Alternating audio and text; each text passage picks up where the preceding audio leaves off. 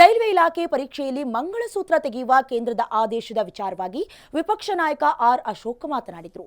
Railway ಇಲಾಖೆಯಿಂದ ಈ ಬಗ್ಗೆ ಆದೇಶವನ್ನ ಹೊರಡಿಸಿದ್ದಾರೆ. ಈ ರೀತಿ ಆದೇಶ ಮಾಡದಂತೆ ನಾವು ಅವರಿಗೆ ತಿಳಿಸಿದ್ದೇವೆ. ಹಾಗೇನಾದರೂ ಮಾಡಿದ್ರೆ ಅಧಿಕಾರಿಗಳ ಮೇಲೆ ಕ್ರಮ ಆಗತ್ತೆ. ಈ ಬಗ್ಗೆ ಪ್ರಹ್ಲಾದ್ ಜೋಶಿ ಕಚೇರಿಯಿಂದ ಮಾಹಿತಿ ಬಂದಿದೆ ಅಂತ ವಿಪಕ್ಷ ನಾಯಕ ಆರ್ ಅಶೋಕ್ ಹೇಳಿದರು. ಇನ್ನು ಈ ಹಿಂದೆ ಕೂಡ ಎಕ್ಸಾಮ್ಗಳು ನಡೆದಾಗ ಅಥವಾ ಏನು ಪರೀಕ್ಷಾರ್ಥಿಗಳು ಶನಿವಾರವನ್ನ ತೆಗೆದಂತಹ ಸಂದರ್ಭದಲ್ಲೂ ಕೂಡ ಯಾವುದೇ ಕಾರಣಕ್ಕೂ ಎಕ್ಸಾಮ್ಗೆ ಒಳಗೆ ಬಿಡೋದಿಲ್ಲ ಅನ್ನುವಂಥ ತಕರಾರುಗಳು ಕೂಡ ವ್ಯಕ್ತವಾಗಿದ್ವು. ನಂತರದಲ್ಲಿ ಇದೀಗ ಶನಿವಾರಗಳನ್ನ ಹಾಗೆ ಮಂಗಳಸೂತ್ರವನ್ನ ಕೂಡ ಹಾಕುವಂತಿಲ್ಲ ಅಂತ ಕೇಂದ್ರ ಸರ್ಕಾರದ ಎಕ್ಸಾಮ್ಗಳಿಗೆ, ಮುಖ್ಯವಾಗಿ ಯಾರು ಕೇಂದ್ರ ಸರ್ಕಾರದ ಎಕ್ಸಾಮ್ಗಳಿಗೆ ಎಕ್ಸಾಮ್ ಬರೀತಾರೆ ಅಂಥವರು ಶನಿವಾರವನ್ನ ಮಂಗಳಸೂತ್ರವನ್ನ ಹಾಕುವಂತಿಲ್ಲ ಅನ್ನುವಂಥ ವಿಚಾರಕ್ಕೆ ಈಗಾಗಲೇ ಆರ್ ಅಶೋಕ್ ಅವರು ಕೂಡ ಕಿಡಿಕಾರ್ತಾ ಇರೋದು. ಮುಖ್ಯವಾಗಿ ಇದಕ್ಕೆ ಸಂಬಂಧಪಟ್ಟಂತೆ ಕೇಂದ್ರ ಸಚಿವ ವಿ ಸೋಮಣ್ಣ ಅವ್ರಿಗೂ ಕೂಡ ಪತ್ರದ ಮೂಲಕ ವಿಚಾರವನ್ನ ರವಾನೆ ಮಾಡಿರೋದು. ಇನ್ನು ಉಗ್ರರು ದಾಳಿ ಮಾಡುವಾಗ ಧರ್ಮ ಕೇಳುತ್ತಾ ಕೂತಿರಲ್ಲ ಅನ್ನುವಂತಹ ಸಚಿವ ತಿಮ್ಮಾಪುರ ಹೇಳಿಕೆಗೆ ಆರ್ ಅಶೋಕ್ ಟಾಂಗ್ ಕೊಟ್ಟಿದ್ದಾರೆ. ಏನಪ್ಪ ತಿಮ್ಮಾಪುರ, ನೀನೇನಾದರೂ ಕಾಲ್ ಮಾಡಿ ಕೇಳಿದ್ಯಾ? ಇವರಿಗೆ ದೇಶ ಮುಖ್ಯ ಅಲ್ಲ, ಓಟು ಮುಖ್ಯ ಅಷ್ಟೇ. ಧರ್ಮವನ್ನ ಕೇಳಿಯೇ ಗುಂಡೊಡೆದಿದ್ದಾರೆ. ಎಲ್ಲಾ ಮಾಧ್ಯಮದಲ್ಲೂ ಈ ವಿಚಾರ ಬಂದಿದೆ. ಆದರೂ ಕೂಡ ಸಿಎಂ ಆದಿಯಾಗಿ ಸಚಿವರೆಲ್ಲ ಹಾಗೇ ಮಾಡ್ತಾ ಇದ್ದಾರೆ ಅಂತ ಇದ್ದಾರೆ. ಯುದ್ಧದ ಕಾರ್ಮೋಡ ಇದೆ. ಈಗ ಸಿದ್ದರಾಮಯ್ಯ ಅವರನ್ನ ಅಂಬಾಸಿಡರ್ ಆಗಿ ಪಾಕಿಸ್ತಾನಕ್ಕೆ ಕಳಿಸಬೇಕು. ಯುದ್ಧ ಬೇಕೋ ಅಥವಾ ಬೇಡವೋ ಅಂತ ಮಿಲಿಟರಿ ಕಮಿಟಿ ತೀರ್ಮಾನ ಮಾಡತ್ತೆ ಅಂತ ಕಿಡಿಕಾರಿದ್ರು. 2-3 ದಿನದಿಂದನೂ ಕೂಡ ಕಾಂಗ್ರೆಸ್ಸಿನ ಒಬ್ಬರಲ್ಲ ಒಬ್ಬ ಮಿನಿಸ್ಟರ್ಸ್, ಮುಖ್ಯಮಂತ್ರಿಯಿಂದ ಹಿಡಿದು ಲಾರ್ಡ್ ಮತ್ತು ತಿಮ್ಮಾಪುರ, ಇಡೀ ದೇಶದಲ್ಲಿರುವಂತ ಸುಮಾರು ಒಂದು 10,000 ಚಾನೆಲ್ಸ್ ಇದೆ, 10,000 ಪತ್ರಿಕೆಗಳಿದೆ.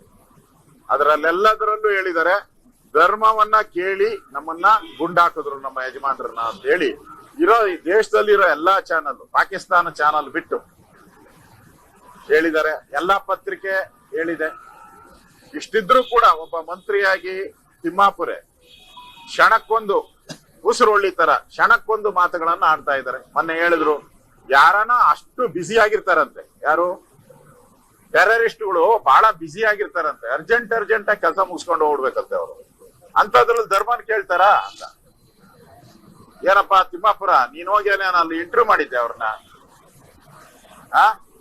ಅವ್ರನ್ನೇನೋ ಫೋನಲ್ಲಿ ಮಾತಾಡಿ ಕೇಳಿದ್ರ ನೀವು, ಏನಪ್ಪಾ ನೀನ್ ಆತುರವಾಗಿದ್ಯೋ ಅಥವಾ ನಿಧಾನವಾಗಿದ್ಯೋ ಅಂತ. ಇಡೀ ಅಲ್ಲಿ ಹೋಗಿದ್ದಂತವ್ರು ಯಾರ್ಯಾರು ಕೇಳಿದಾರೆ ಅವರೆಲ್ಲರೂ ಹೇಳಿದ್ದಾರೆ. ಅದೆಲ್ಲ ಮಾಧ್ಯಮದಲ್ಲಿ ಬಂದಿದೆ. ಡೈರೆಕ್ಟ್ ಆಗಿ ಹೇಳಿದ್ದಾರೆ. ನಮ್ಮ ಶಿವಮೊಗ್ಗದ ಹೆಣ್ಮಗಳು ಹೇಳಿದ್ದಾರೆ ಶಿವಮೊಗ್ಗದ್ದು. ರೈಲ್ವೆ ಇಲಾಖೆ ಪರೀಕ್ಷೆಯಲ್ಲಿ ಮಂಗಳಸೂತ್ರ ತೆಗೆಯುವ ವಿಚಾರವಾಗಿ ಡಿಸಿಎಂ ಡಿಕೆ ಶಿವಕುಮಾರ್ ಕೂಡ ರಿಯಾಕ್ಟ್ ಮಾಡಿದ್ದಾರೆ. ಮಂಗಳಸೂತ್ರ ಶನಿವಾರ ಚೆಕ್ ಮಾಡಲಿ, ಬೇಡ ಅಂದವ್ರು ಯಾರು? ಆದರೆ ಇವುಗಳನ್ನ ತೆಗೆದು ಪರೀಕ್ಷೆ ಬರಿಬೇಕು ಅಂದ್ರೆ ಹೇಗೆ?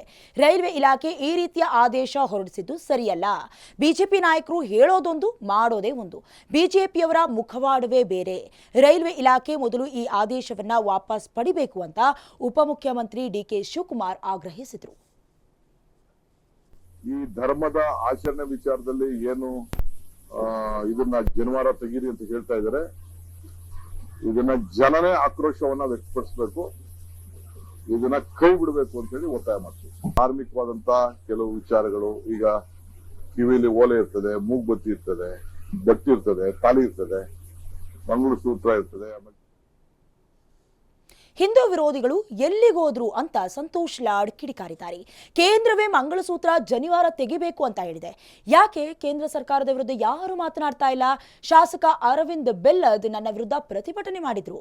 ನನ್ನ ಕಚೇರಿ ಮುಂದೆ ಬಂದು ಬಿಜೆಪಿಯವರು ಪ್ರತಿಭಟನೆಯನ್ನ ಮಾಡಿದ್ರು. ಶನಿವಾರ ತೆಗೀರಿ, ಮಂಗಳಸೂತ್ರ ತೆಗೀರಿ ಅಂತ ಹೇಳಿದ್ದಾರೆ. ಈಗಲೂ ಕೂಡ ಅವರು ಕೇಂದ್ರ ಸರ್ಕಾರದ ವಿರುದ್ಧ ಪ್ರತಿಭಟನೆ ಮಾಡಬೇಕು. ಈಗ ಯಾಕೆ ಬಿಜೆಪಿ ನಾಯಕರು ಯಾಕೆ ಸುಮ್ಮನಿದ್ದಾರೆ ಅಂತ ಲಾಡ್ ಕಿಡಿಕಾರಿದ್ರು. ಭಗವಾ ನಾನು ಹೇಳ್ತಕ್ಕಂಥದ್ದು, ನೀವು ಕೇಂದ್ರ ಸರ್ಕಾರ ವಿರುದ್ಧ ಸ್ಟ್ರೈಕ್ ಮಾಡ್ಬೇಕೀಗ. ಯಾಕಂದ್ರೆ ರೈಲ್ವೆ ಎಕ್ಸಾಮ್ ನಲ್ಲಿ ಬಂದಿರತಕ್ಕಂತ ಒಂದು ಏನು ನೋಟಿಫಿಕೇಶನ್ ನಲ್ಲಿ ಮಂಗಳಸೂತ್ರ ತೆಗಿಬೇಕು, ಶನಿವಾರ ತೆಗಿಬೇಕಂತ ಆದೇಶ ಇದೆ. ಮತ್ತೆ ಇದ್ರ ಬಗ್ಗೆ ಯಾರು ಹೋರಾಟ ಮಾಡ್ಬೇಕೀಗ?